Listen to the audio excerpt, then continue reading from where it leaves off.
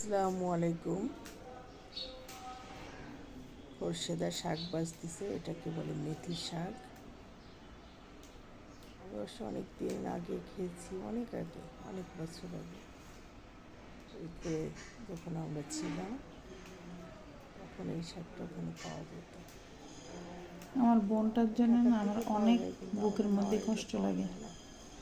কিন্তু যে কারণে আমাদের আমি তো খাওয়া ইসলামিক হয় না। দিক দিয়ে তবে আমি এটা এত অসহায়, মজার, বুঝছো? এত মজার কারণ আমি এটা খেতে। যারাই কিছু করবো না কেন সেটা কোন আমার অঞ্চলে মেথি লাগায়, এই সব তাকে অঞ্চলে এই দানাই শাকটা করাতে হবে। পাওয়া যায়। টাকা পয়সা তো তার শাকটা হাজবেন্ডের, খুবই বুঝছো?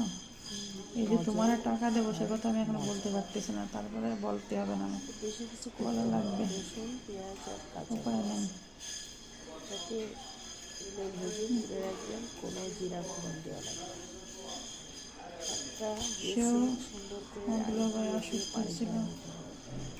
তারপরে পার্সেল ওটা দিচ্ছে, ভাজি নেওয়ার আলহামদুলিল্লাহ, পর শুক্র পেঁয়াজ আর আল্লাহ কাছে। ভাজিটা তুলে রেখে শাকটা তেলে দিয়ে হালকা আঁচে ওটাকে সেদ্ধ করে নামানোর আগে মরিচ পেস্ট দিয়ে নামাই নিলেই হয়ে যাবে।